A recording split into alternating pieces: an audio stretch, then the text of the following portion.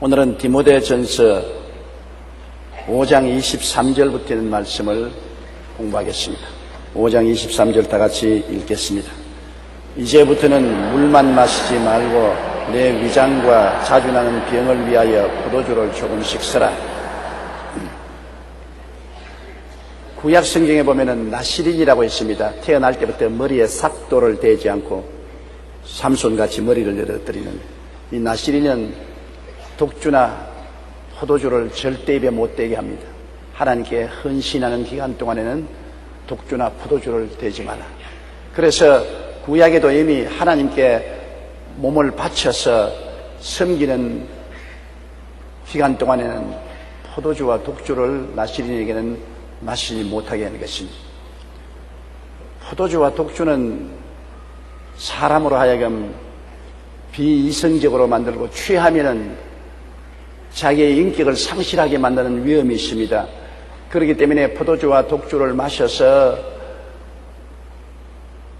인격을 상실하고 비윤리적, 비도덕적인 행위를 하는 사람이 많지 않습니까? 사회에서도 포도주와 독주의 폐해를 잘 알고 있습니다. 그러므로 우리 예수 믿는 사람은 자동적으로 포도주와 독주를 금하라고 말하는 이유는 인격에 손상을 가져오는 은행 심사를 행하기 때문에 그런 것입니다. 초대교회도 참으로 주를 열심히 섬기는 사람들은 포도주와 독주를 입에 대지 않았습니다. 포도주와 독주를 못 마시라는 규정은 없습니다. 그러나 포도주와 독주를 입에 대지 않고 경건하게 살았습니다. 이 디모데도 역시 경건하게 살기 위해서 포도주와 독주는 입에도 안 대고 물만 마시는데 그 중동에는 브라파에 걸쳐서는 물이 좋지 않습니다. 물이 석회가 많이 녹아 있어서 물을 그대로 마시면 위 속에 석회가 쌓이므로 소화가 안 되고 위장병이 걸리는 일이 많습니다. 그래서 중동이나 브라파에는 포도주가 굉장히 발달이 됐습니다. 포도주라는 것은 맑은 물이라는 뜻입니다. 와인이라는 것은 맑은 물이라는 뜻인 것입니다. 산비탈에 닥터에 포도나무를 심어서 열매를 거두어서 짜서 그것을 음료수로 쓰는 것인데 포도주를 따놓으면 자동차는 포도주가 술이 되는 것은 우리가 다 알고 있는 것입니다.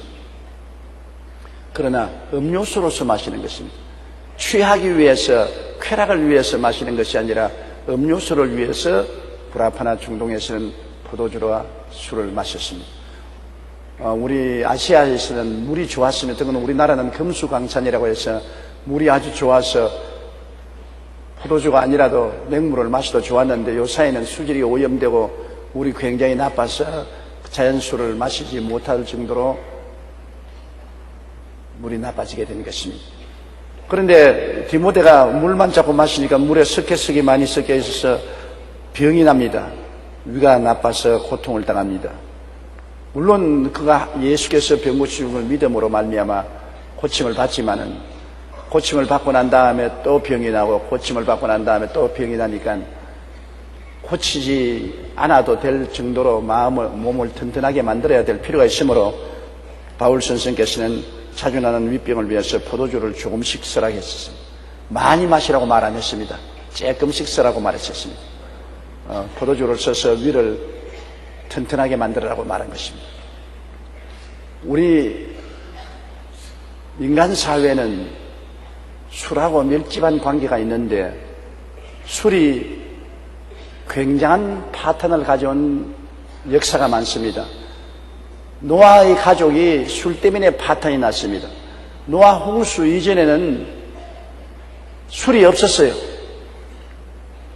노아 홍수 이전에는 반려가 되지 않았습니다. 반려가 안 되어서 술이 없었는데 노아가 홍수가 난 이후에 포도원을 세우고 포도주를 짜서 노아 홍수 전인 줄 생각하고 그를 마셨거든요. 홍수 전에는 발효가 안 되어서 그냥 포도주를 마셔도 포도주가 안 되고 포도즙으로 남아 있었습니다. 발효가 안 됐어요. 그래서 포도즙을 아무리 마셔도 까딱 없었기 때문에 노아는 그때인 줄 알고 노아 홍수 이후에 포도 농사를 지어서 포도 주스를 짜가지고서 간직했다가 마셨는데 이것이 발효가 돼서 술이 되었어요. 그래서 인류 역사상 최초로 되취한 사람은 노아입니다. 아예 그냥 술이 어느 정도 취한 것이 아니라 뭣도 모르고 포도즙인 줄 알고 잔뜩 마셨다가 아유 자기를 상실할 정도로 되취했습니다. 그래서 자기 방 안에 더우니까 활랑 벗어버렸단 말입니다. 포도주를 마시니까 또 얼마나 덥습니까? 활랑 벗고 큰 대자로 들어 누워 있는데 함이 들어가서 보았단 말입니다. 함이 들어가서 보았으면 조심을 해야 될 것인데 함이 좀 성격이 고약한 사람인 것 같습니다. 부모를 공경하는 마음이 있었으면 형들에게 와서 형과 아우에게 아버님이 저렇게 술을 취해 있어서 빨가벗고 있으니 우리가 옷으로 덮여드리자 그랬으면 좋은데 함이 나와서 조롱을 했습니다. 아버지가 야 알레꼴레 빨가벗고 들어 누웠다. 완전히 본전 다 내놓고 들어 누웠다. 알레꼴레 우습고 그렇게 조롱을 했습니다. 그게 문제였습니다. 노아가 나중에 술에서 깨서 분한 생각을 느낀 것은 함이 아버지를 무시하고 조롱을 했기 때문에 아버지의 권위를 짓밟고 자존심을 상하게 했기 때문에 그런 것입니다. 아무리 부모 자식 간이라도 부모가 자식을 자존심을 상하게 하면 자식이 부모의 분노를 갖게 되고 또 자식이 부모의 자존심을 상하게 하면 부모도 마음에 분노를 가지게 되는 것입니다. 아예 노아의 마음에 자존심을 굉장히 상하게 했는 것입니다. 그런데 셈과 막내 야벳은 그 말을 듣자마자 아버지 옷을 취해서 뒷걸음질해서 들어갔습니다.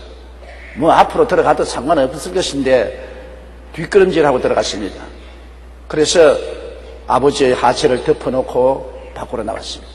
아버지가 나중에 술에서 깨서 그 이야기의 전말을 들었습니다.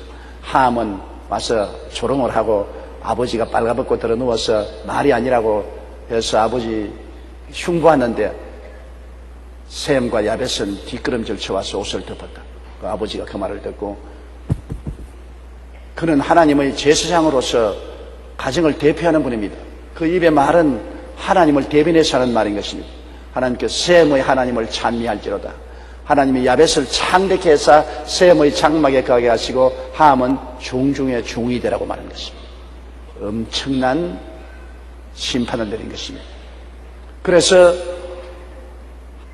술이라는 것이 이렇게 단란한 가정을 엄청나게 큰 파괴를 하도록 만들어 놓은 것입니다.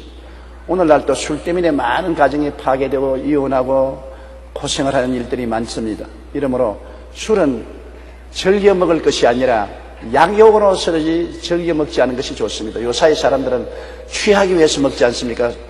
늘 마시다가 볼일다 봅니다. 초상집에 가면 죽었다고 마시고 태어나면 태어났다고 마시고 생일날이라고 마시고 슬프다고 마시고 기쁘다고 마시고 동창회라고 마시고 갯날이라고 마시고 수품 같은 거 마시고 어디나 술을 마십니다. 이 세상에 술 산업은 인간이 존재하는 이상 사라지지 아니할 것입니다. 그러나 술은 우리가 잘 다스리지 못하면 제일 처음엔 사람이 술을 먹고 술이 사람을 먹고 술에게 사람이 포로가 되고 마는 것입니다. 내가 조금만 마셔도 괜찮지 싶어도 조금 마시면 술이 사람을 점점 점령하고 마는 것입니다. 이러므로 약용으로서라고 말했지 마시라고 말한 것은 아닙니다. 사람들 술 좋아하는 사람이 성경 구절 읽고 바울 선생이 디모데에게도 물만 마시지 말고 술을 마시라고 그랬다. 그러니 성경에도 술 마시라고 했으니 할렐루야 좋다 마시자. 그렇게 하면 안 됩니다. 성경을 잘 해석을 해야 돼요. 자주 나는 위장병 때문에 치료를 위해서 포도주를 조금씩 마시라 그렇게 말한 것입니다.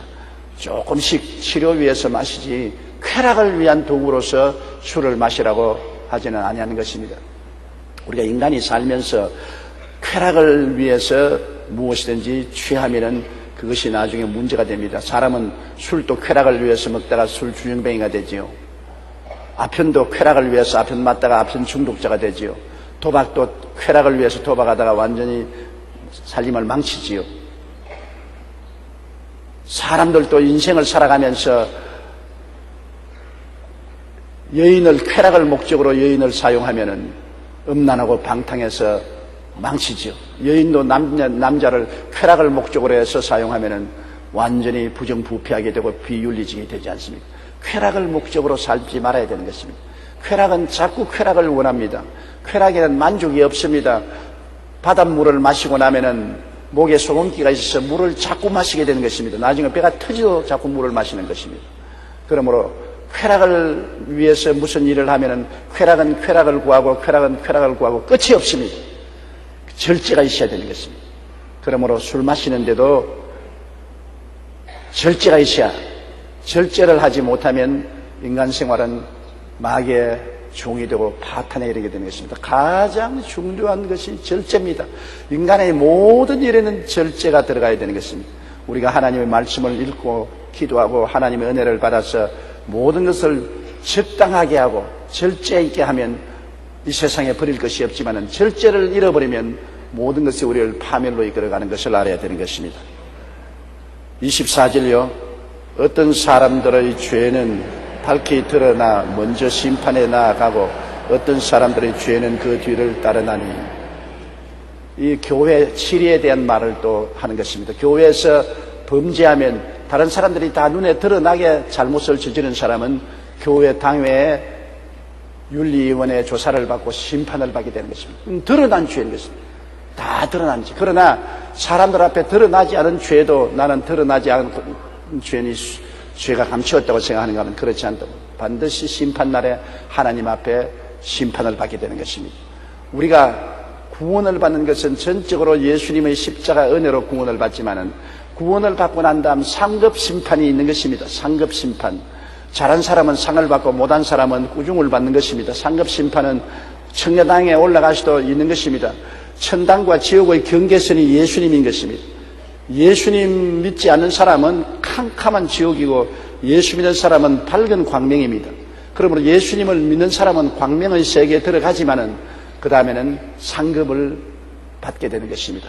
세상에서 올바르게 살고 잘 사는 사람은 거기에 해당하는 상급을 받고 그렇지 못한 사람은 심판을 받는데 우리가 마음에 감추어 놓은 죄를 들켜서 심판받지 않았다고 회개하지 않고 지나가면 하늘나라에 가서 하나님의 상급 심판 때 반드시 드러나게 되고 꾸중을 듣게 되고 상급을 상실하게 되는 것입니다.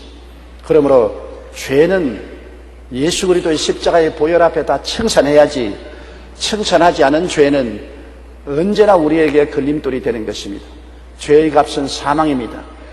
그리스도 예수 안에 있는 하나님의 은사는 구원인 것입니다. 우리가 아담과 하와의 뱃속에서 태어난 이후로는 원죄가 있습니다. 하나님께로부터 버림받은 원죄는 예수님 십자가의 보혈로 순식간에 용서를 받지만은 그 이후에 예수 믿고 난 다음에도 자범죄 스스로 지은 죄는 우리가 늘 회개하고 청산해야 되는 것입니다. 회개하고 청산하지 않으면 나중에 상급 심판 때 우리는 대가를 지불해야 될 것인 것입니다. 하나님의 영광의 차별을 받게 되는 것입니다. 25절요. 이와 같이 선행도 밝게 드러나고 그렇지 아니한 것도 숨길 수 없느니라. 좋은 일을 행한 것도 얼마 있지 않으시면 다 드러난 것입니다. 오른손이 하는 것 왼손이 모르게 해도 곧장 소문이 나요.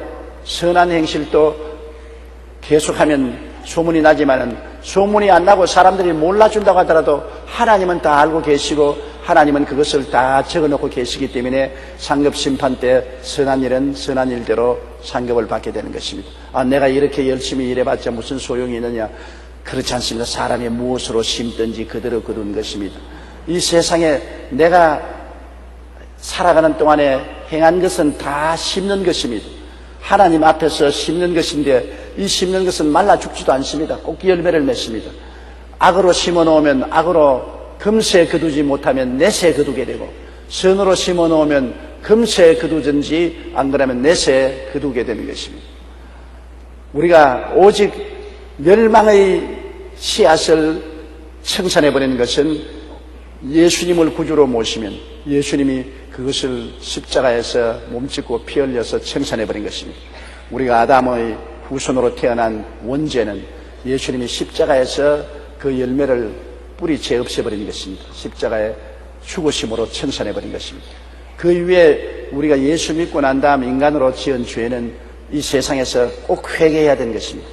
예수님의 보혈로 씻어야 되고 청산해야 되는 것입니다. 그걸 청산하지 못하고 있으면 천당은 가도 천국에 가서 상급심판 때 나타나게 되고 손해를 보게 되는 것입니다. 천당에 올라가면 다 같이 아름다운 그리스도의 영광스러운 곳에 들어가지만은 그곳에 들어가서 영광이 다릅니다. 여러분 하늘을 보십시오. 해의 영광이 다르고 달의 영광이 다르고 별의 영광이 다르고 별과 별의 영광이 다르지 않습니까? 다 하늘에 있지요. 예수 믿으면 다 천당 가지요. 그러나 우리가 이 세상에 살한 그 상급 심판을 통해서 영광의 보답이 다른 것입니다. 해처럼 빛날 사람도 있고 달처럼 은은하게 빛날 사람도 있고 별처럼 반짝하고 빛날 사람들도 있는 것입니다. 자기 영광은 이 땅에서 행한 대로 하늘나라에 가서 받게 되는 것입니다. 6장요 1절 무릇 멍에 아래에 있는 종들은 자기 상전들을 범사에 마땅히 공경할 자로 알지니 이는 하나님의 이름과 교훈으로 비방을 받지 않게 하려 함이라. 멍에 아래에 있는 종이라는 것은 요사이는 우리가 종의 제도가 없지 않습니까? 우리 한국의 이시조선 시대에도 종의 제도가 있었습니다만 우리 오늘날 한국에도 문명한 세계에서 이제 종의 제도는 영원히 사라졌습니다. 미국의 16대 대통령 아브라함 링컨이 노예 해방을 선언하고 난 다음부터 노예 제도는 미국에도 없어졌고 오늘 전 세계에 노예 제도는 없습니다. 그러나 바울 선생이 편지를 쓸 때는 노예 제도가 편만하게 쓰던 때인 것입니다. 로마의 군인들이 전쟁에 나가서 전쟁에 이기면 진 사람들은 전부 포로로 잡아와서 노예로 삼는 것입니다. 전쟁에 진 군인들이나 백성들은 포로로 잡아오면 노예가 되어서 평생 노예로서 고생을 하면서 살게 되는 것입니다. 그래서 많은 집안에 노예를 거느리고 있었고 노예를 거느린 집안이 예수를 믿고 들어온 사람들이 있었습니다. 그래서 주인도 예수를 믿고 노예들도 예수를 믿어서 그 노예 제도가 사회적 제도로 꽉 박혀 있었습니다. 그때는 노예 제도를 철폐할 수 있는 처지가 못 됐습니다. 그것이 사회의 일반적인 풍습이었습니다. 그렇기 때문에 바울 선생은 이 노예 제도를 파괴하려는 것이 아니라 노예 제도는 그대로 있지만은 그러나 그 안에서 예수를 믿어 노예 제도를 그리스도의 사랑으로 변화시키는 그런 작업을 하신 것입니다.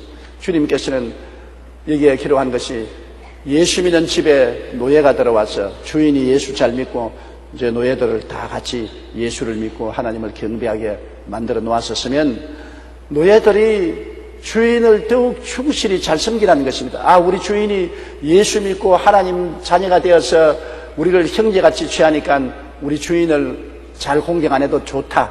우리 주인을 등한히 하자.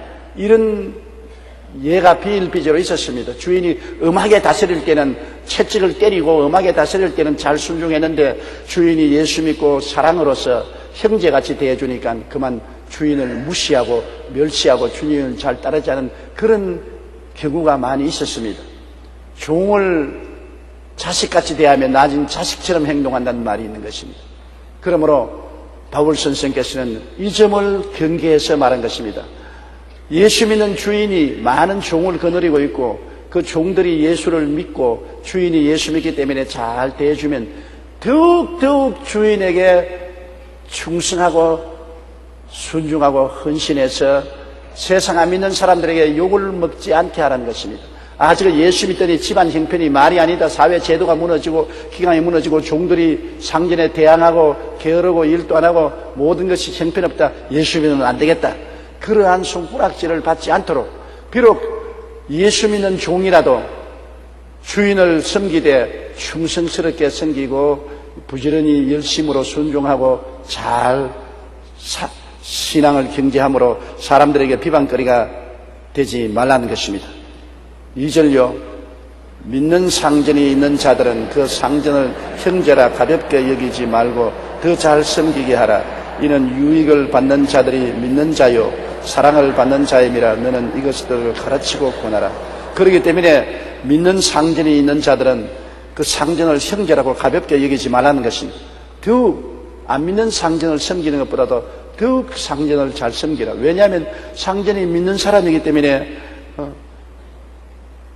더 밑에 있는 종들에게 유익을 주고 사랑을 베풀고 은혜를 베풀기 때문에 더욱더 믿는 상전을 잘 섬기는 것입니다. 요사이 종제도가 없지만 사회제도라는 것은 상사와 밑에 있는 사람 어찌할 수 없습니다. 어느 회사에 가도 회장이 있고 사장이 있고 전무가 있고 상무가 있고 국장이 있고 과장이 있고 계장이 있고 사원이 있고 이런 질서가 없이는 어떠한 단체도 움직여 나갈 수가 없습니다. 조직이 있어야 단체가 살아서 움직이는 것입니다. 그러므로 종의 제도가 아니라도 오늘날은 이런 사회 제도와 조직이 꽉 묶여져 있는 생활 속에 살고 있는 것입니다. 우리가 사회생활 속에 들어가면 이 조직을 피할 수가 없어요. 한 가정에 들어가도 큰 가정은 시아버지, 시어머니, 남편, 그 다음에는 아내, 형, 아우 이런 조직이 있지 않습니까?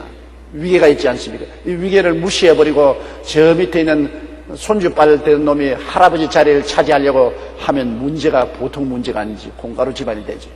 그러므로 제도와 조직 속에 들어가면 밑에 있는 사람이 위에 있는 상사에게 반항하고 불순종하고 문제를 이야기하지 말라는 것입니다. 오늘날 노사 분쟁은 대표적으로 우리가 잘 보고 있는 것으로 질서가 무너지고 파괴되어서 사업이 무너지고 생계의 바탕이 허물어지는 일들이 많습니다. 우리 사회가 잘 되려면 위계 질서가 잘 지켜져야 되는 것입니다. 위에 있는 사람은 더욱 근신해서 밑에 있는 사람을 사랑하고 돌봐줘야 되고 밑에 있는 사람은 위에 있는 사람을 더욱 믿고 순종하고 충성하고 잘 받들어 주어야 위계 질서가 서고 일이 되어가는 것입니다. 예수 믿는 사람은 더 그래야 된다는 것입니다.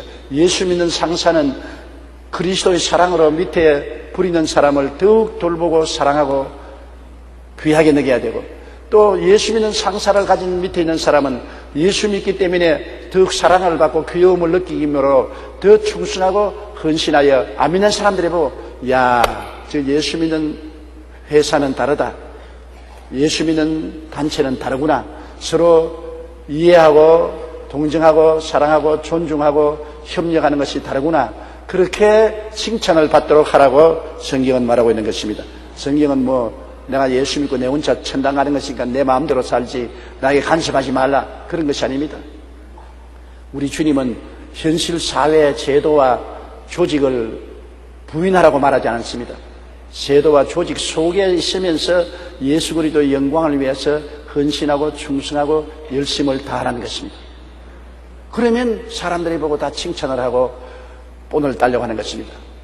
예수 믿는 상사이기 때문에 아무렴 저희들이 사랑으로 대해야지 안 믿는 사람처럼 왈가닥하게 대하지 못할 것이라고 해서 방종하고 저항하고 게으르고 열심을 품지 않고 하면은 사람들에게 손가락질 받고 전도해도 나중에 우리도 그렇게 될까 두렵다고 예수 안 믿게 되는 것입니다. 여러분, 우리가 그리스도를 위해서 살 때 입술로 복음 전하는 일도 중요하지만은 우리의 행위로 복음을 전하는 것이 더욱 중요한 것입니다. 사람들은 우리 입에서 나오는 복음 전도만 듣는 것이 아니라 우리가 예수를 믿고 어떻게 사는가에 대해서 더 관심을 기울이는 것입니다. 오늘날 예수 그리스도를 믿고 그리스도의 사랑을 실천하면서 살아야 복음이 들어가는 것입니다. 복음이란 예수 그리스도께서 십자가에 못 박여 몸짓고 피 흘려 죽으신 엄청난 은혜와 사랑을 전하는 것이 아닙니까? 그러나 사람들은 이 귀한 복음을 쉽게 마음에 받아들이지 않습니다. 이것을 받아들일 수 있도록 마음을 여는 길은 사랑을 실천하는 길인 것입니다. 우리가 이웃의 사랑을 실천하고 그리스도의 십자가의 사랑을 전하면 받아들일 수 있게 되는 것입니다. 그러나 사랑을 실천하지 아니하고 비평하고 비난하고 손가락질하고 무관심하고 말만 가지고서 예수를 전하면 전도가 되지 않은 것입니다. 오늘날 우리 한국 사회 복음의 전도가 좀 주춤하고 있는 이유는 교회가 사랑을 실천하지 않기 때문에 그런 것입니다. 교인들이 더욱 큰 사랑을 실천하였다면 사람들이 마음을 열고 예수 그리스도의 십자가의 사랑에 대한 데 복음을 들었을 것입니다만 우리가 아무리 외쳐서 예수님이 당신을 위해서 십자가에 몸짓고 피 흘려 고난당하시고 구원을 값없이 주셨다고 이 사랑을 받아들여야 해도 안 들린단 말입니다. 사람 마음이 열리지 않아요. 그러나 우리가 병들을 때 가서 신방해주고, 배고플 때 먹을 것 갖다 주고, 아플 때 가서 위로하고, 고난당할 때 함께 기도해주고 하면 그 사랑이 마음 문을 열어놓는 것입니다. 그 사랑의 문을 열어놓으면 그를 통해서 큰 하나님의 은총이 마음속에 들어갈 수 있도록 길을 열어주는 것입니다. 사랑을 실천하자. 이것이 굉장히 중요한 것입니다. 여러분의 삶 속에 조그마한 일에도 사랑을 실천하면 그것이 감동을 가져오는 것입니다. 가정에도 그래요. 자꾸 교회 나가자고 가족들을 들볶아도 안 나오지만은, 그러나 아내가 남편에 대해서 사랑을 실천해주면 그 사랑이 그 마음을 감동시키는 것입니다. 자식들을 사랑을 따라서 돌봐주면 자식들이 감동하는 것입니다. 이 세상에 사람들의 마음을 여는 것은 감동할 때 마음을 여는 것입니다. 감동할 때. 내 마음이 감동이 되면 마음을 열어요. 외로운 사람에게 전화 한번 걸어주는 것. 안녕하세요. 평안하세요. 그러면 마음에 감동이 됩니다. 어제 내가 텔레비 보니까 양로원에 있는 할머니가 한 말이, 나는 아들도 있고 딸도 있는데 어버이날에 아들이나 딸이 올 줄 알고 기다렸더니 마 안 오네. 얼마나 슬픕니까? 아들 자식이 있으면서, 딸 자식이 있으면서 어버이날에 한번 찾아와 주면 얼마나 좋겠습니까? 그런데 양로원에 아무리 기다려도 안 찾아왔습니다.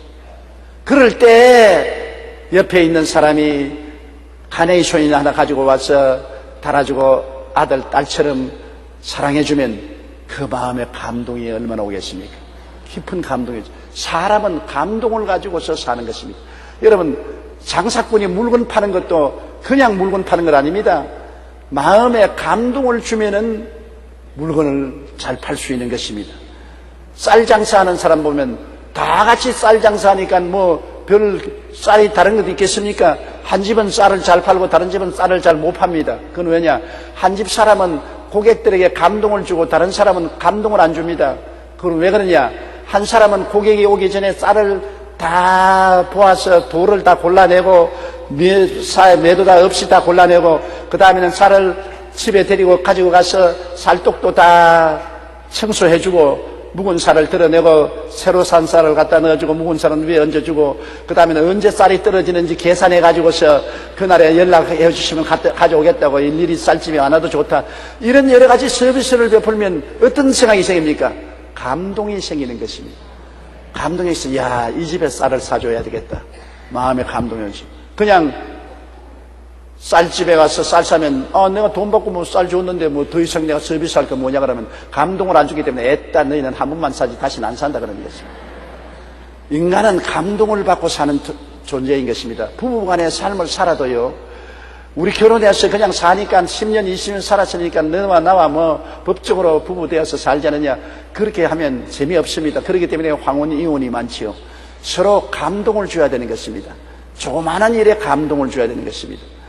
조그마한 일 감동이 뭡니까? 남편이 부인 생일을 꼭 기억했다가 생일날 50세면 장미꽃 50송이를 갖다가 배달을 합니다. 장미꽃 50송이 돈이 비싼데 왜 이 돈을 이런 데 쓰느냐고 흉볼 사람이 있지요.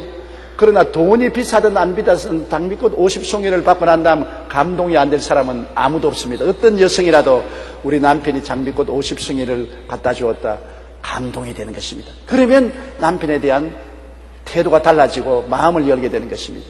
또 아내도 마찬가지요. 남편을 위해서 어떤 날에 남편이 원하는 것을 줍니다. 남편이 골프를 좋아하거든. 돈을 모았다가 남편 생일날에 골프채를 하나 사서 숨겨놨다가 깜짝 놀랬지 그러면서 골프채를 안 주면 굉장히 감동을 하는 것입니다. 이야, 우리 아내가 내게 관심을 가지고는. 사람은 자기에게 관심을 가져주는 것을 굉장히 좋아합니다. 무관심한 것보다 슬픈 일이 없습니다.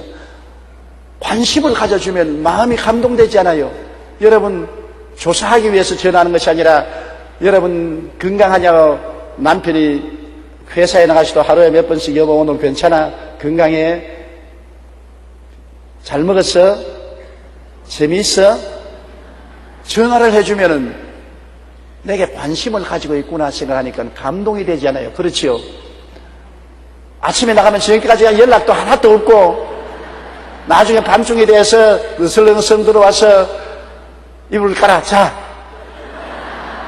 그러면 마음에 괘씸한 생각이 생기지 않아요. 남편이 부인에 대해서 관심을 가져준다. 아내가 남편에 대해서 관심을 가진다. 옷도 좀 털어주고 여기에 행카치도 꼽아주는 것. 그리고 나가는데 빗을 들고 머리라도 빗어주는 것.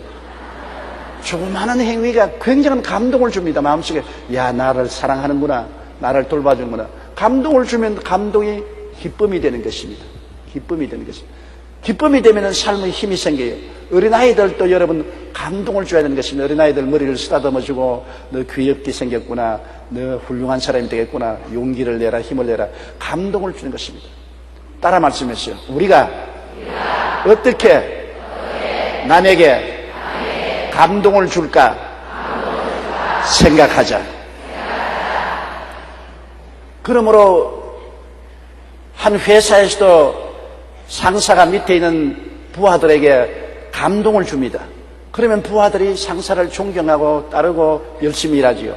또 부하들도 상사에게 감동을 주는 일을 하면은 상사가 부하를 기뻐하고 더 부하를 돌봐주기를 원하지 않습니까? 감동은 기쁨을 가져오고 기쁨은 삶의 활력을 가져오는 것입니다. 감동이 없는 인생은 기쁨이 없는 인생이요, 기쁨이 없는 인생은 활력을 잃어버리는 인생이 되는 것입니다. 우리는 어찌하든지 가까운 사람이면 가까운 사람일수록 어떻게 하면 저 사람을 감동할까, 그걸 생각하시기 바랍니다. 그래서 결혼 날짜도 기억해야 되고 생일 날짜도 기억해야 되고 꼭 이름 있는 날짜를 기억해서 그날에 감동할 수 있도록 만들어야 되는 것입니다. 결혼 일자, 한두 번 결혼했다고 결혼 일자 기억하네. 웃기는 소리 하네. 당신은 날 결혼한 날짜 기억하냐? 몰라. 그까짓 건 왜 그 기록해? 감동이 아니라 천동이 되고 마는 것입니다. 여러분 꼭 감동시키세요. 여러분은 집에 가서 남편을 감동시키고 아내를 감동시키세요. 무엇보다도 하나님을 감동시키세요. 하나님도 여러분 감동을 하면은 하나님이 기뻐하시고 여러분의 기도를 응답해 주시는 것입니다. 하나님을 어떻게 감동하나요? 하나님께 주일 성수에서 하나님 교회에 나와서 예배드리면 하나님 감동하지 않습니까?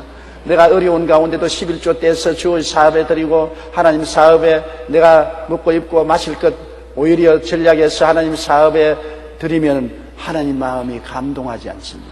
내가 남에게 열심히 전도해서 주님을 기쁘시게 하면 하나님이 감동하지 않습니다. 도대체 하나님께 감동을 조금 더 드리지 않고 자꾸 주님께 나와서 주시옵소서, 주시옵소서, 주시옵소서 밤낮 달라고만 합니다. 감사를 좀 해야 감동을 하지. 받은 것 생각하고 감사를 하면은 하나님께서 감동하지요. 감사로 제사를 드리는 자가 하나님을 기쁘게 한다고 말하는 것입니다. 하나님을 영화롭게 하고 감사하고 감동하게 만드는 것입니다. 우리가 감사할 줄 알아야 되고 하나님 마음을 감동시키면 하나님께서 더욱 우리를 위해서 좋은 일을 해주시는 것입니다. 그 다음 3절요. 누구든지 다른 교훈을 하며 바른 말 곧 우리 주 예수 그리스도의 말씀과 경건에 관한 교훈을 따르지 아니하면, 예수 믿는 것은 예수님이 십자가에 우리를 위해서 죽고 장사 지내고 부활한 이것이 핵심입니다. 여러분, 다른 교훈은 없어요. 다른 교훈이라는 것은 자꾸 뭘 말하냐, 예수님 밑에 나를 따라야 된다, 예수님 밑에 특정한 나를 지켜야 된다, 예수님 밑에 특별한 의식을 베풀어야 된다, 이런 것이 다른 교훈인 것입니다. 여러분, 예수 그리스도를 믿음으로 구원받는 것은 플러스 마이너스 할 것이 전혀 없습니다. 예수님이 하나님 아들로서 이 땅에 오셔서 인간의 죄와 불의, 추악과 저주, 절망과 죽음을 걸머지고 고난당하셔서 다 이루었다 했을 때는 완전히 다 이루은 것입니다. 하나도 부족함이 없이 다 이루은 것입니다. 전적으로 다 완성했기 때문에 거기에 무엇을 보태고 빼고 하면 이것은 이단이요 사실인 것입니다. 예수 그리스도를 믿기만 하면은 남녀, 노유, 빈부, 귀천할 것 없이 용서받고 의롭다함을 입고 영광에 들어가게 되는 것입니다. 조건이 없어요. 구원은 믿음밖에 없는 것입니다. 거기에 조건을 붙이면 이단이 되는 것입니다. 대개 이단들은 예수를 믿되 교주인 나를 따라야 구원받는다, 예수 플러스 교주를 내놓는 것입니다. 또 예수 플러스 날 중에 어느 날을 특별히 지켜야 구원을 받는다, 예수 플러스 할례를 받아야 구원받는다, 예수 플러스 무슨 음식을 먹어야 구원받는다, 예수 그리스도를 믿는 데 대해서 플러스를 하면은 안 되는 것입니다. 무슨 예수 그리스도의 십자가의 대속이 모자라서 부족해서 우리가 예수님의 구원을 도와야 되는 것처럼 말하면 이것은 이단과 사설인 것입니다. 절대로 예수님 구원의 역사는 그 스스로가 완전한 것입니다. 죄를 짓고 불의하고 추악하고 버림을 받아야 마땅할 자라도 예수를 바라보기만 하고 믿기만 하면 구원을 받는 것입니다. 그게 조건 없습니다. 용서를 받고 의를 선물로 받고 구원을 얻는 것입니다. 구원은 하나님이 선하시사 우리에게 믿음으로 선물로 주시는 것입니다. 선물에 조건이 없습니다. 선물 받는데 무슨 조건이 있습니까? 선물 받는데 착하게 살아야 선물 받는다, 돈을 좀 내야 선물 받는다, 그런 것은 다 엉터리인 것입니다. 그러므로 누구든지 다른 교훈을 하며 바른 말, 곧 우리 주 예수 그리스도의 말씀과 경건에 대한 교훈을 따르지 아니하면 큰일 난 것입니다. 예수를 믿고 그러면 또 사람들이 말합니다. 예수를 공짜로 믿었으니 이제는 마음대로 살자. 예수 믿고 믿음으로 공짜로 구원받았으니 마음대로 살자. 그것은 안 믿는 사람인 것입니다. 예수를 믿으면 성령이 오셔서 우리가 하나님의 백성이 되므로 하나님처럼 살려고 노력해야 되는 것입니다. 예수를 믿는다고 하면서 이 세상의 육신의 정욕, 안목의 정욕, 이성의 사랑을 따라 방탕하게 사는 사람은 그것은 안 믿는 사람입니다. 거짓 신앙인 것입니다. 참으로 예수 그리스도를 믿어서 거듭나면 성령이 들어오시는 것입니다. 여러분, 성령이 들어와요. 세상과 마귀가 떠나가고 성령이 들어오면 성령은 우리를 변화시켜서 세상과 마귀를 쫓지 않고 하늘나라를 쫓아 살도록 만들어주는 것입니다. 성령은 우리를 경건하게 만들어요. 여러분, 세상의 음란과 방탕과 술취함과 도박과 이런 것을 좋아하지 않게 만들어주는 것입니다. 예수 믿고 성령이 들어오면 그런 세상과 마귀를 다 떠나고 하나님을 섬기는 경건한 삶을 살게 만드는 것입니다. 생각도 깨끗해지고 말도 깨끗해지고 생활도 깨끗해지고 정결하게 되는 것입니다. 이것이 그리스도를 믿는 사람들의 생활인 것입니다. 예수 믿으면 우리는 성령의 도움으로 말미암아 하나님의 계명을 쫓아서 살려고 노력을 하게 되는 것입니다. 한꺼번에 천사가 되는 것은 아니지요. 오랫동안 세상에 찌들어진 사람이 예수를 믿어 속 사람이 거듭났으나 그 사람이 아직 세상 속에서 자꾸 세상으로 끌고 나가는 것입니다. 그러나 속 사람이 강해져서 계속해서 그 사람을 누르고 이기고 회개하고 경건의 길을 걸어가게 되는 것입니다. 예수 믿는 사람은 방향이 바꾸어졌습니다. 세상으로 가다가 예수를 믿고 난 다음 돌아서서 하늘나라를 향해서 가는 것입니다. 방향이 달라요. 방향이. 하늘나라로 가다가 가끔 가다가 뒤를 돌아보는 사람이 있지요. 뒤를 돌아보고 아유 아니지, 다 바로 가야지. 아유 또 뒤에 좀 돌아보고 아유 아니지. 가끔 돌아보는 사람이 있어요. 안 돌아보는 건 아닙니다. 그래도 가는 길로 돌아서서 하늘나라를 향해서 걸어가게 되는 것입니다. 그 경건한 삶을 도와주는 것이 하나님의 계명인 것입니다. 하나님의 계명을 비춰보면 야 내가 잘못 가고 있구나, 내가 하나님 갈 길로 가지 않고 반대 방향으로 가고 있구나 깨닫게 되어서 회개시켜 주는 것입니다. 예수 그리스도의 십자가의 복음 이외에 다른 복음을 전하는 것은 절대로 안 되는 것입니다. 천사라도 따라가면 안 되는 것입니다. 예수 이코르 구원인 것입니다. 그리고 예수 믿었으면 경건하게 살아야 된다. 하늘나라 향해서 걸어가기 때문에 빛을 보고 가지 어두움을 향해서 가지 않습니다. 세상에 살 때는 어두움을 향해서 살아요. 어두움의 세계 속에서 하나님은 없기 때문에 육신의 정욕이나 안목의 정욕, 이성의 자랑, 탐욕을 따라서 어두움을 따라 사는데 예수 믿으면 돌아서서 빛을 향해서 사는 것입니다. 하나님의 영광을 위해서 사는 것입니다. 의와 진리의 거룩함으로 지음을 받은 새 사람을 입고 살며 정의롭고 정직하고 거룩하고 충성스러우며 용서와 사랑, 온유와 겸손을 따라서 살려고 애를 쓰게 되는 것입니다. 방향이 다르다는 것을 알아야 되는 것입니다. 예수 믿는 사람은 방향이 다릅니다. 삶의 방향이 달라요. 세상을 향한 방향이 아니라 하나님을 향한 방향으로 나가는 것입니다. 4절요. 그는 교만하여 아무것도 알지 못하고 변론과 언쟁을 좋아하는 자니 이로써 투기와 분쟁과 비방과 악한 생각이 나며, 예수 한 분만 믿어서 구원 얻는다는 이 진리를 떠나서 예수님 이외에 교주를 믿어야 된다, 특별한 일을 해야 된다고 하는 사람은 교만합니다. 하나님 앞에 교만해야 돼 있습니까? 하나님 앞에 무릎을 꿇어 엎드리는 것밖에 없는데 교만해집니다. 예수님만 믿는 것이 아니라 나를 통해야 된다. 내가 시키는 일을 해야 구원을 받는다. 그렇게 교만해지는 것입니다.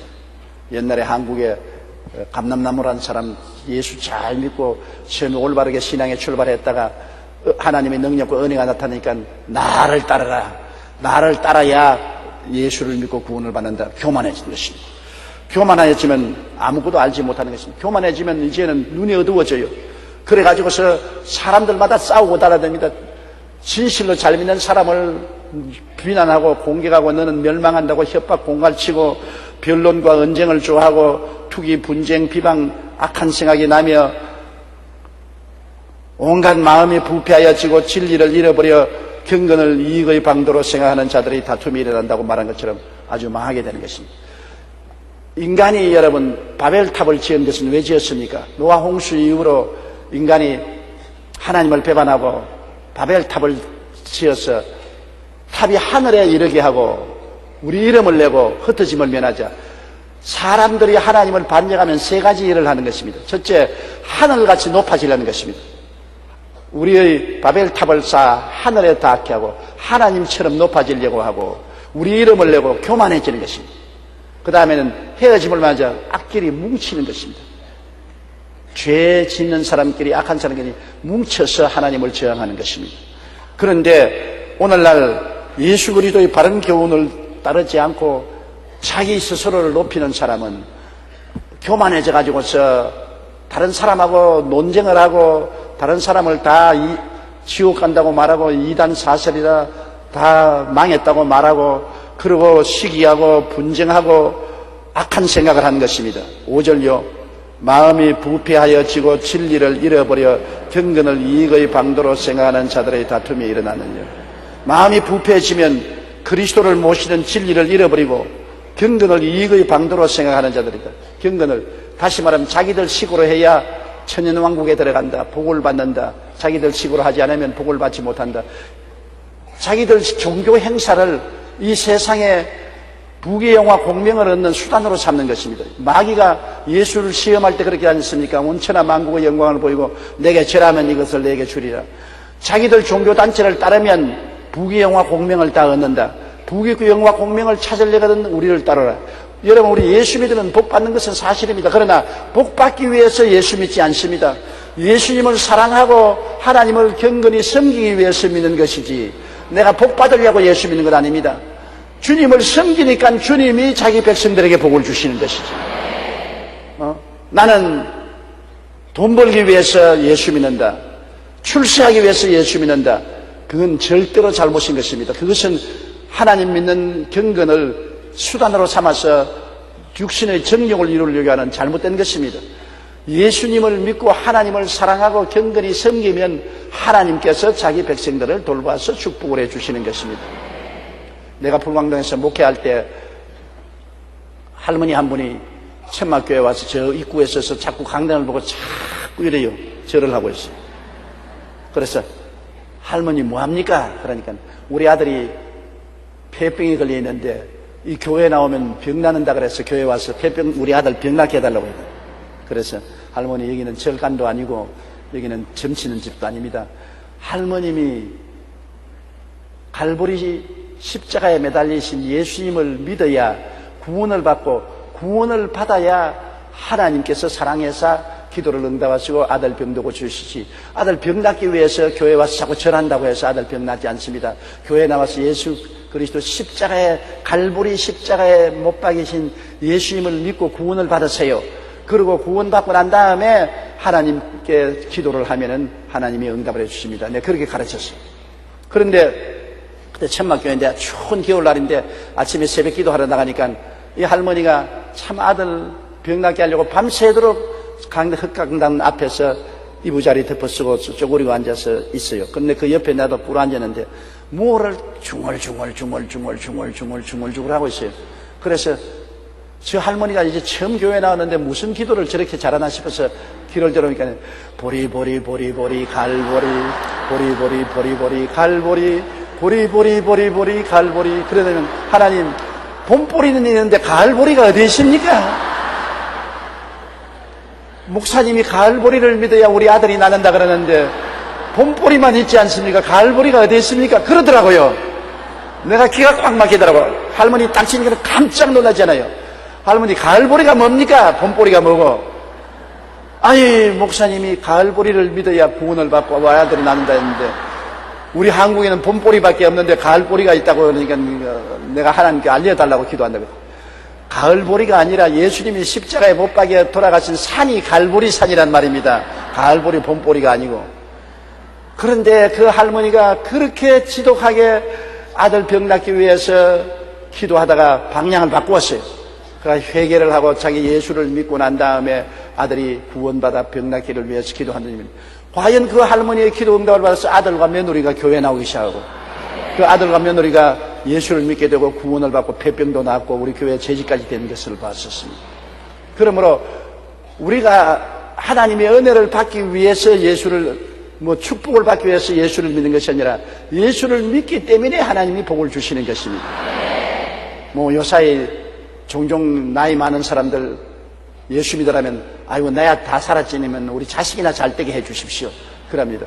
그런 식으로 신앙을 생각하면 안 되는 것입니다. 신앙은 내 하나님 아버지와 우리 주 예수 그리스도를 믿고 구원을 받고 하나님을 섬기기 때문에 하나님이 사랑해서 축복을 내려 주시는 것입니다. 그런데 예수 믿고 하나님을 섬기는 것을 돈이나 벌고 출세하고 부자 되는 방편으로 삼고 예수 믿어야 부자 됩니다. 예수 믿어야 돈 봅니다. 예수 믿어야 사업 잘 됩니다. 이렇게 선전하는 것은 아주 고약한 일인 것입니다. 이것은 경건한 신앙생활을 자기가 육신의 정욕과 욕심을 이루는 방편으로 삼으면 안 되는 것입니다. 우리가 조금 잘못하면 기복신앙이라고 욕을 얻어먹을 수 있는 것은 예수 믿는 것은 복받기 위해서 예수 믿는 것이 아닙니다. 예수 믿는 것은 천국 가기 위해서 예수 믿는 것입니다. 천국 가기 때문에 하나님이 복을 주시는 것입니다. 복받기 위해서 하나님을 이용하는 것이 아니라 하나님을 믿고 따르기 때문에 하나님이 복을 주시는 것입니다.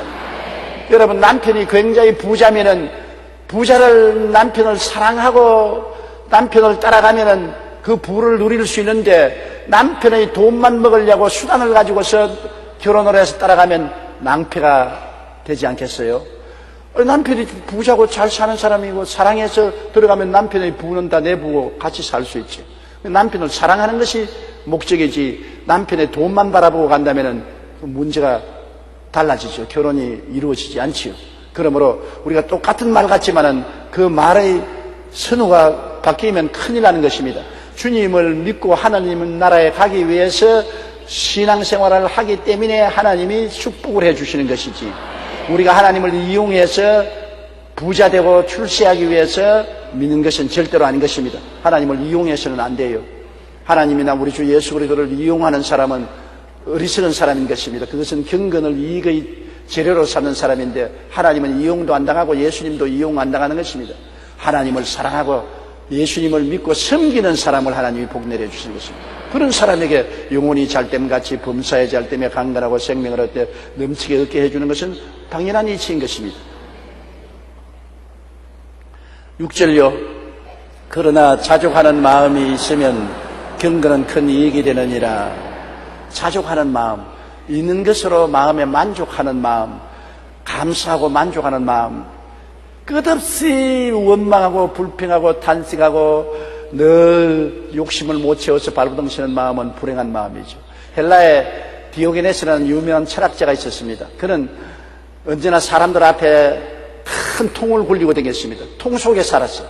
그래서 통에 하루는 앉아가지고서 아침 햇볕을 쬐고 있었습니다. 옷도 남루하게 입고 통 앞에 앉아가지고서 햇빛을 쬐고 있으니까 그 당시에 당대 위대한 영웅이었던 알렉산더 대왕이 부하들을 데리고 디오게네스 앞에 나왔습니다. 디오게네스여, 당신은 정말 위대한 헬라의 현인이여 철학자인데 무엇인지 원하면 내가 해주겠다. 당신 나라의 반이라도 주겠으니 나에게 소원을 말하시오. 그러니까 디오게네스가 쩍 쳐다보더니만 알렉산더 대왕이여, 조금 비켜서 주십시오. 그늘이 져서 햇빛이 내게 안 비추니까 내가 춥습니다. 그리고 아무 소원도 말하지 않았습니다. 그래서 알렉산더가 비켜서면서 그가 고개를 끄덕끄덕하고 부하들하고 떠나가면서 말했습니다. 내가 천하를 호령하는 알렉산더가 아니었으면 나도 디오게네스와 같이 되겠다. 그는 통 속에 살면서 햇빛 하나로 만족했던 사람인 것입니다. 자기의 주어진 것을 가지고 감사하고 만족하는 사람이 행복할 수가 있는 것입니다. 행복이란 많이 가짐으로 행복하는 것이 아니라 자기가 있는 것을 감사함으로 행복이 있을 수가 있는 것입니다. 많이 가지는 것은 끝이 없습니다. 여러분, 노아의 후손들이 바벨탑을 쌓아 하늘 꼭대기에 닿도록 하자고 했는 것입니다. 사람들은 하늘 꼭대기에 닿아도 만족이 없습니다. 욕심은 내면은 끝없이 불행해지는 것입니다. 그러나 있는 것을 가지고 내가 자족하고 만족하게 되면은 행복은 거기에 있는 것입니다. 초가상칸에 살아도 하나님께 감사하고 찬양하면서 살면은 행복이 거기에 있지 않아요. 그러나 초가상칸에 산 사람이 큰 아파트를 바라보고 왜 대리석 아파트, 상원 같은 아파트에 못 사냐고 원망하고 불편하면 얼마나 불행하고 고통스럽습니까? 사람은 자기의 처지대로 만족하고 사는 것이 행복한 것입니다. 행복이란 환경에서 다가오는 것은 지극히 적고 마음에서 느끼는 것이 가장 중요한 것입니다. 내 마음에서 내 있는 것으로 만족하고 살면은 행복할 수가 있는 것입니다. 내가 전에도 이야기했지만은 오늘도 또 좋은 일은 이야기를 반복해도 되는 것이기 때문에 말하는데, 오사카에 제가 집회 갔을 때 거지 부부 열심히 교회에 나와서 예배를 하는데, 내가 지금 눈에 서네요. 그 부인이 말을 하는데 털리가 다 떨어져가지고서 지금도 덜렁덜렁 해요. 말하는데 자꾸 털리가 떨어지려고 그래요. 옷도 난무하게 입고. 그런데 그 남편하고 교회 나오는데 그 내가 부인 보고, 아주머니 행복합니까? 행복해요. 내가 보기엔 행복할 거리가 하나도 없어요. 그래서 어떻게 해서 행복해야겠냐. 우리 남편은요, 낮에는 나가서 돈을 빌어 오든지 그런지 물고기를 낚아서 오면 나는 집에서 있다가 다리 밑에서 물고기 구워서 우리 남편하고 같이 먹어요. 벌어온 거 있으면 그거 가지고서 먹고 물고기도 먹고, 둘이가 잘 때 추우니까 서로 딱 끼안고 자요. 우리 남편 바람 피울 걱정도 없고요. 내가 생각하니 기가 막혀요. 어디에서 바람을 피운단 말입니까? 그리고 뭐 세상에 우리는 큰 부귀 영화를 누릴 욕망도 갖고 있지 않아요. 그리고 주일날 교회 나와서 예수 믿고 하나님 섬기고 마음이 편안하고 참 행복해요. 그때 내가 참 그 말을 듣고 마음에 연민스러운 생각이 생겼습니다.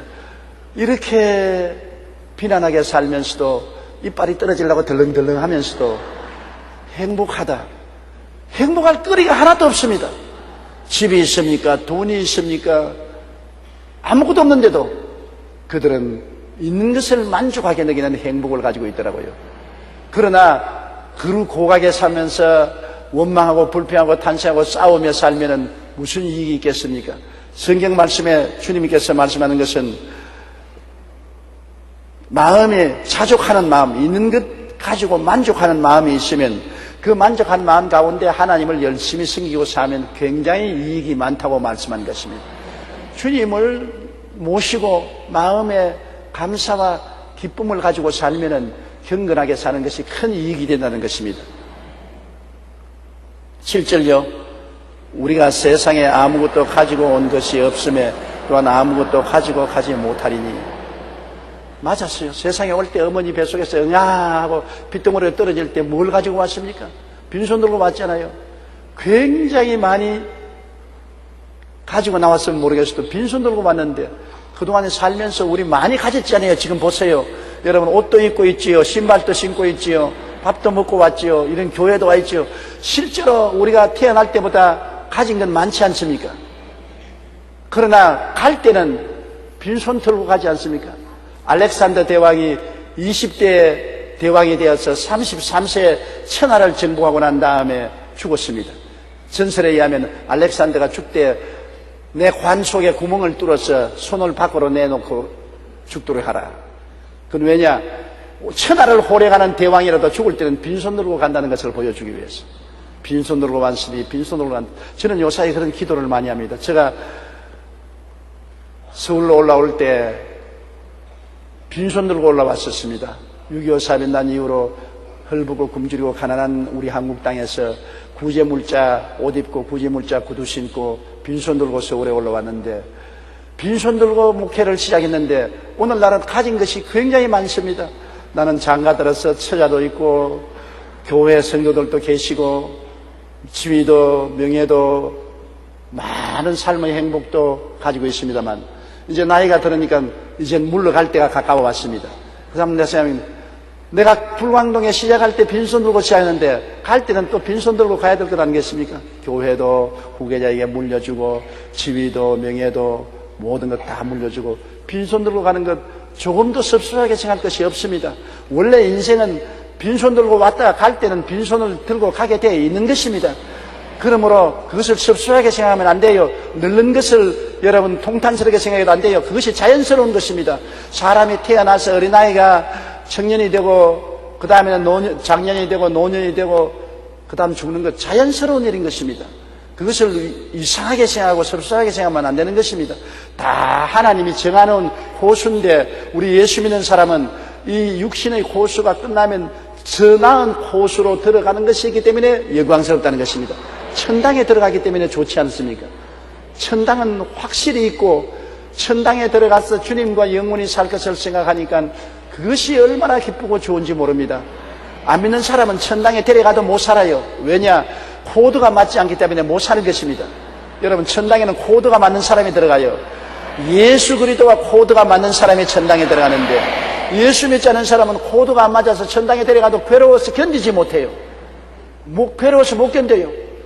장마가 온 이후에 끄직대기를 들치면, 햇빛이 비치면 그 밑에 있는 벌레들이 기가 막히게 어두움을 향해서 기어 달아나는 것입니다.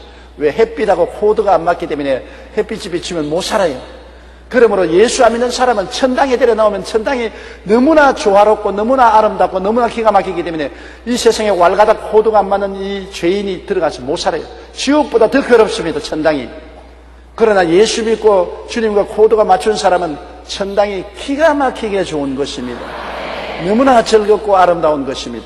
그러므로 육신의 장막지 벗어버리면 우리는 천국에 들어갈 것이니 자연스러운 하나님의 은총에 감사할 것입니다. 이러므로 성경 말씀에 우리가 세상에 아무것도 가지고 온 것이 없으며 또한 아무것도 가지고 가지 못하리라. 가져갈 것은 예수 믿고 구원받아 주님 위해서 헌신하고 충성한 이것만 가지고 올라가는 것입니다. 8절요. 우리가 먹을 것과 입을 것이 있은즉 족한 줄로 알 것이라. 가장 근본적인 것이 해결되거든 만족한 줄 알아는 것입니다. 먹을 것이 있고 입을 것이 있고 있을 곳이 있으면 그로서 만족하라. 왜? 우리는 너무나 큰 보배를 가지고 있기 때문에, 예수를 구주로 모시기 때문에 이 너무나 귀한 보배를 가지고 예수님과 함께 삶으로 그저 이 세상에 잠시 지나가는 삶 속에는 있을 것과 먹을 것과 입을 것만 있으면 충분하다는 것입니다. 충분해요. 왜? 속이 비은 사람은 충분하지 않습니다. 예수 안 믿는 사람은 기가 막힌 일이지요. 이 세상에 겨우 있을 것과 입을 것과 먹을 것만 있으면 너무나 손해보는 것 같지요. 그러나 우리는 세상 사람이 알지 못하는 보배를 가지고 있습니다. 이 보배를 질그릇 속에 가지고 있는 것입니다. 그러니 사방으로 우겨 산을 당해도 쌓이지 아니하고 답답한 일을 당해도 낙심하지 아니하고 핍박을 받아도 버림받지 아니하고 거꾸로 때림을 당해도 망하지 않은 것은 보배가 우리 속에 있기 때문인 것입니다.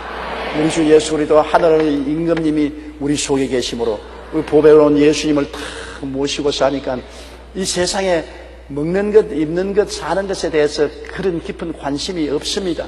여러분, 굉장히 사랑하는 애인을 만났다고 합시다. 정말로 내가 사랑하고 좋아하는 애인을 만나면 그 애인하고 같이 있는 것이 너무 좋아가지고서 흙집에 있는 것도 좋고 죽을 먹는 것도 좋고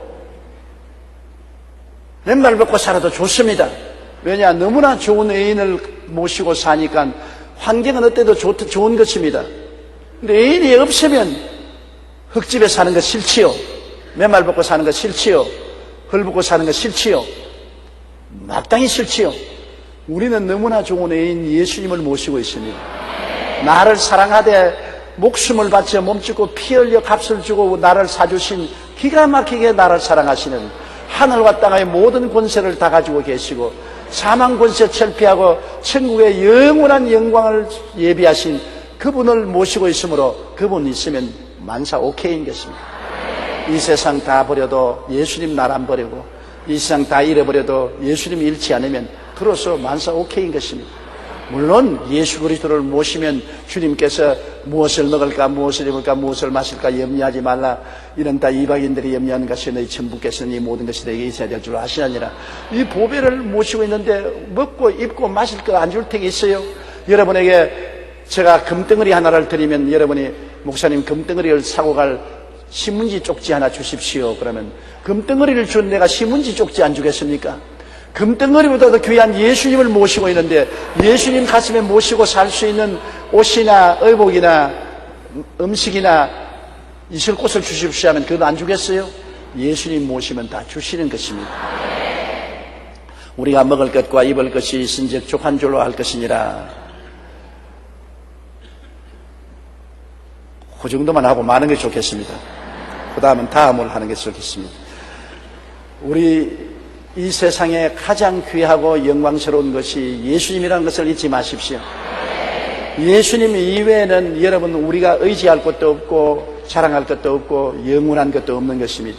그리고 예수 그리스도 이외에 다른 것을 해야 구원받는다는 이단 사설에 절대 넘어가지 마십시오. 예수님은 여러분과 나를 위해서 다 이루었었습니다. 이 땅에도 다 이루고 천당에도 다 이루어 놓은 것입니다.